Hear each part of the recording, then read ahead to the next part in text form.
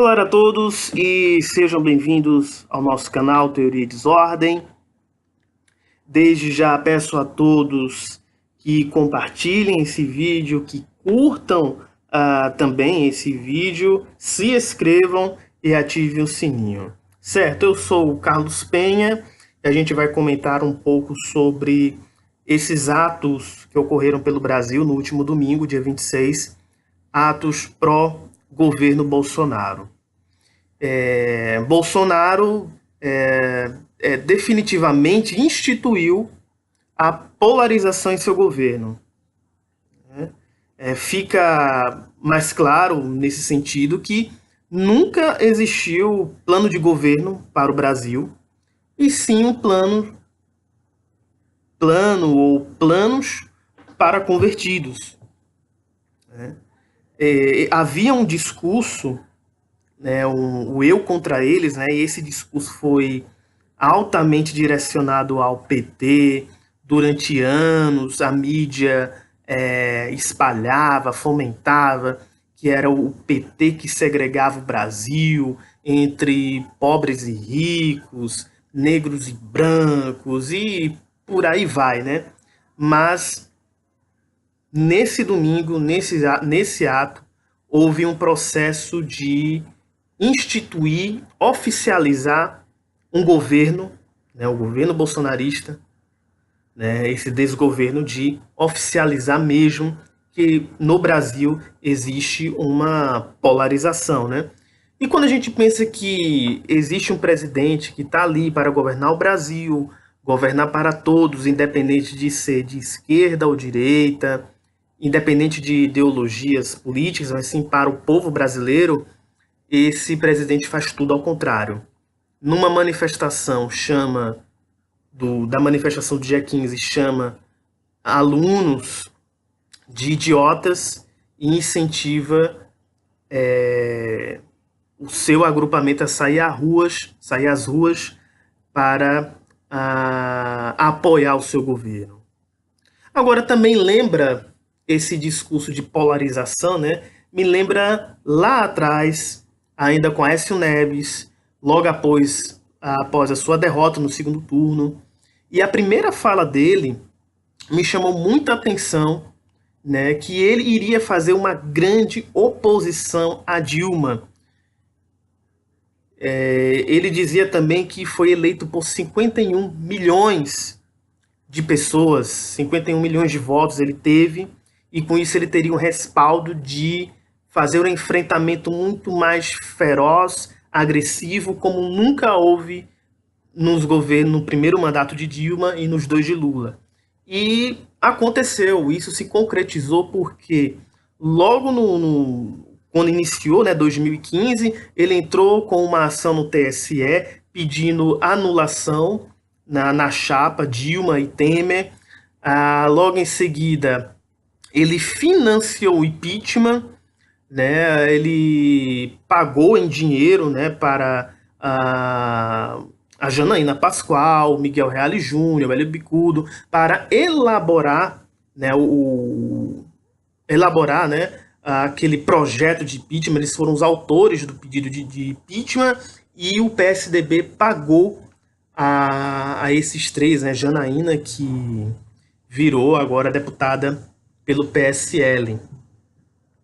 Então, ou seja, essa ideia de polarização já existia, claro que em um nível, numa escala muito pequena, e ela foi se acendendo, foi crescendo, e no caso, o Bolsonaro efetivou, né? Agora,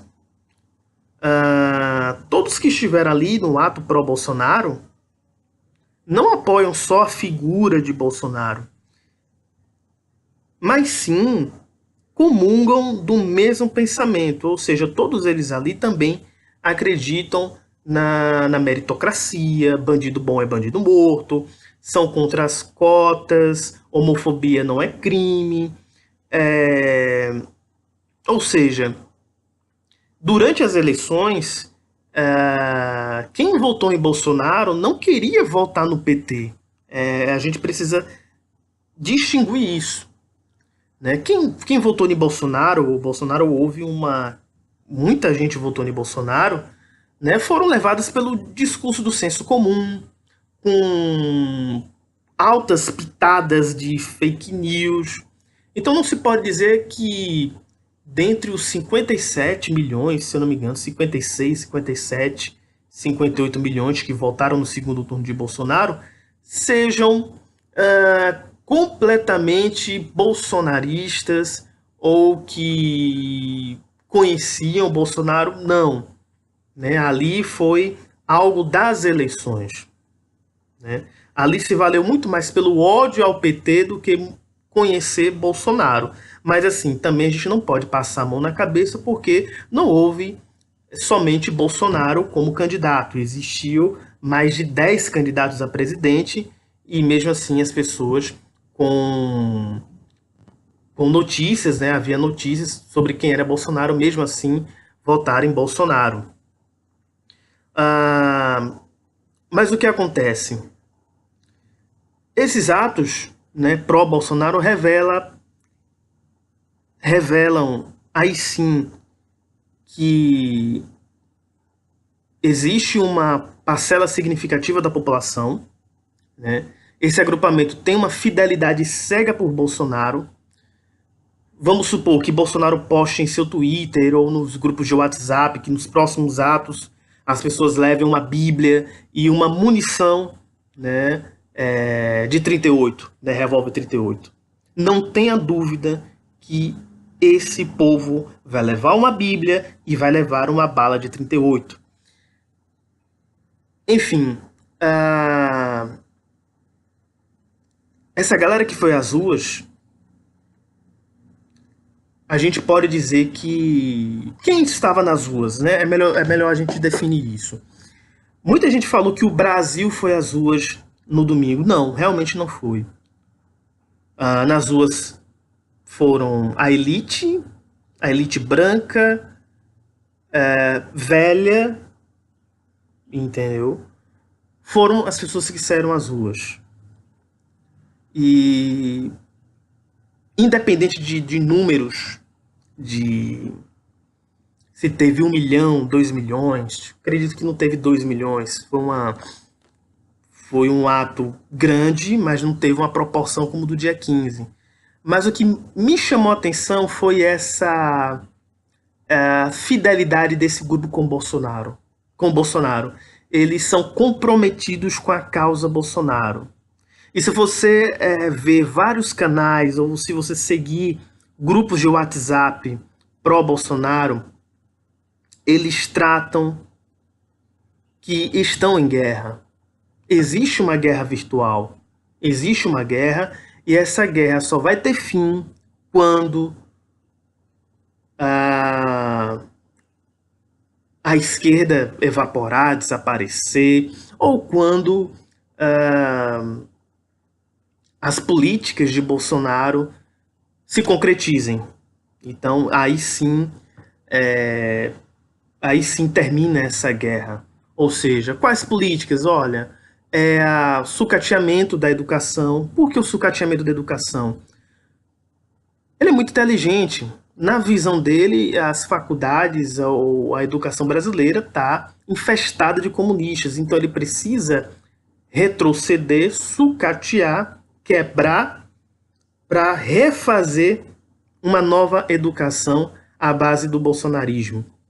O pacote de crimes, anticrimes. Então, é o quê? Tudo isso é para formar uma nova ideologia bolsonarista na sociedade.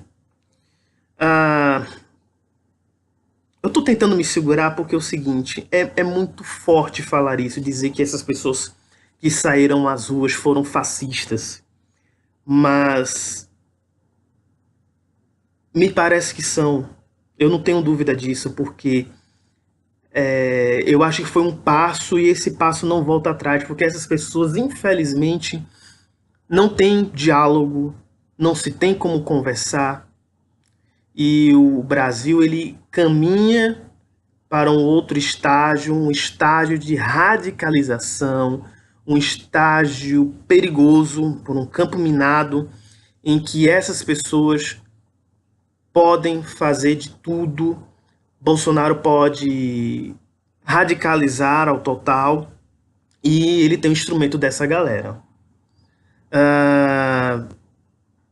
Bolsonaro, ele fortifica sua base, né, radicaliza-se tanto que nos atos havia a pauta do fechamento do Congresso e do STF, e não adianta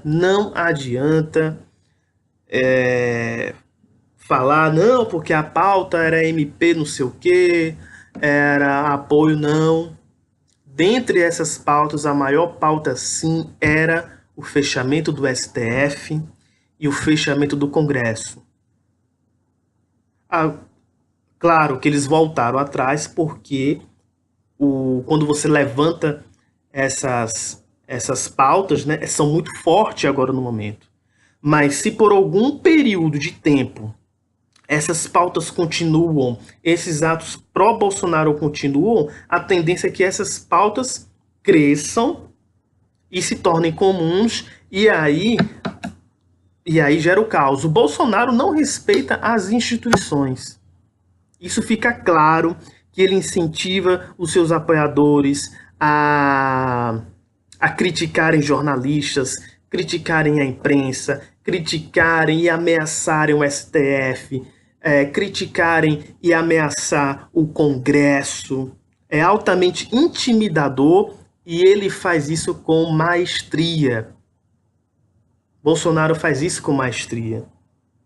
E não me venham falar que, nossa, o povo saiu de forma espontânea. Não, ninguém sai de casa, gente, de forma espontânea. Toda mobilização, toda ato, povo nas ruas tem uma influência, tem apoio, seja político, seja empresarial. Nesse caso, os dois, né?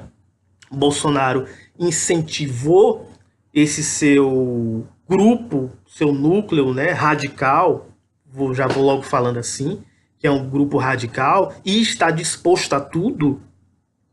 E é isso que a esquerda até hoje não compreende e não entende, que Bolsonaro e seu agrupamento estão dispostos a tudo. E quando digo tudo, interprete tudo mesmo. Por que então Bolsonaro quer legalizar o porte de armas? A posse e o porte de armas. Com que intenção ele pretende fazer? Não é por engano que semanas antes dessa manifestação, do ato pró-Bolsonaro, no dia 26, ele tinha aprovado uma MP de armas, de armamento, porte de armas. Você acha que quem alimentou a campanha de Bolsonaro, inclusive milícias, que estão aí sendo comprovadas pelo Ministério Público, empresas que financiam Bolsonaro, você acha que eles não têm condições de armar um agrupamento, armar uma milícia? Ou seja, Bolsonaro, envolvido pela milícia, né, em suas campanhas, ele e seus filhos, está querendo formar sua própria milícia.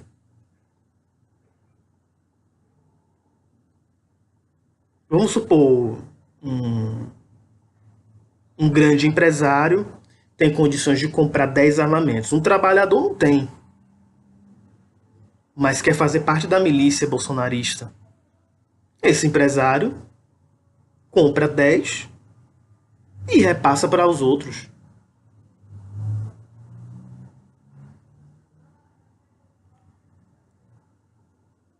Sinceramente, eu acho que é um ensaio. Esses atos pró-Bolsonaro é um ensaio. Muita gente da esquerda falou que foi uma derrota para Bolsonaro, foi... Eu realmente não acho que foi uma derrota para Bolsonaro. Para mim, eu acho que Bolsonaro sai... A pessoa Bolsonaro sai mais forte, porque ele consegue regimentar um grupo. Então, nesse sentido, Bolsonaro sai mais forte. E qual foi o resultado disso? Nessa semana está lá o Dias Toffoli, né, que é o ministro, né, o presidente do STF, o presidente do Senado, o presidente da Câmara, né, o Rodrigo Maia, o Davi Alcolumbre, para assinar um acordo, assinar um pacote de acordo para a nação. Olha aí o resultado. No mínimo, as manifestações do dia 15, no dia seguinte, o ministro da Educação já deveria ter pedido renúncia. Eu acho que a esquerda, os políticos progressistas, eles menosprezam, ou eles desqualificam o movimento bolsonarista. E isso é um grande erro. Não se pode menosprezar. Eu acho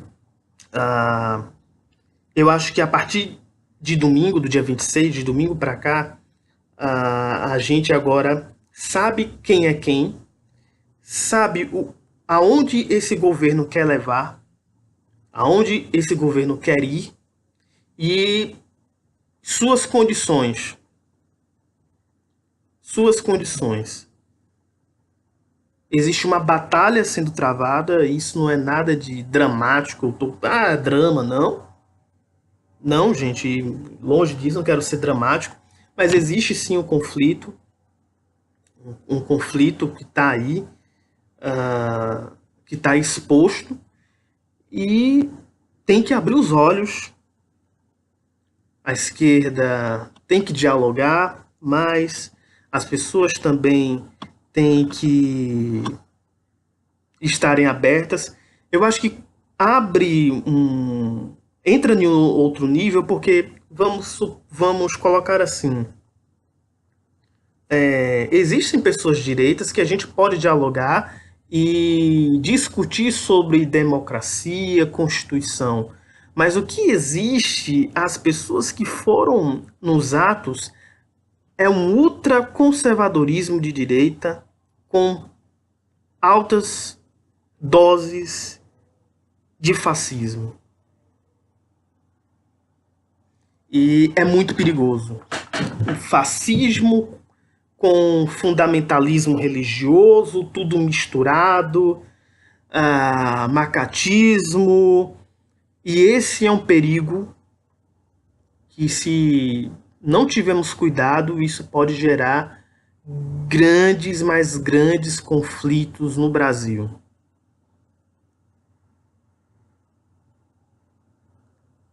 E ficou claro para mim, se desenhou muito bem no domingo, dia 26, que existe um agrupamento sectário, radical do bolsonarismo, que está aí disponível para fazer tudo, disposto a fazer tudo. Se até mesmo se eles quiserem dar a vida a Bolsonaro, esse povo tem coragem. E olha que eu acompanho vários canais, acompanho o WhatsApp desses agrupamentos, e pelo que e não é só de hoje, eu acompanho o bolsonarismo já tem um bom tempo, e essas pessoas não estão para brincadeira, beiram ao fascismo, ao fundamentalismo religioso. Então, existe uma maldade, uma tremenda maldade, mas aí eu acho que cabe para uma outra oportunidade, que é sobre os canais de esquerda, que, tipo, são muito... parece que estão numa ciranda e não querem tratar de uma realidade. E, por outro lado, a maioria dos canais conservadores, né, pró-Bolsonaro, são maliciosos e maldosos na questão de informações erradas. e o povo está caindo muito nessa. Esse é só um detalhe, mas o fator mesmo é isso que eu quero deixar claro, que o Brasil ele parte para um outro nível de polarização radical, e essa galera que saiu das ruas estão dispostos a fazer tudo, e o que vai ser do Brasil não sabemos, né? Mas coisa boa não vai surgir. Bem, gente, vou concluindo por aqui. Agradeço mais uma vez a todos. Espero que vocês compartilhem, curtam o canal, ou aliás, curtam o vídeo, se inscrevam no canal. Qualquer sugestão pode enviar para a gente. Então, até mais, até breve, fiquem na paz.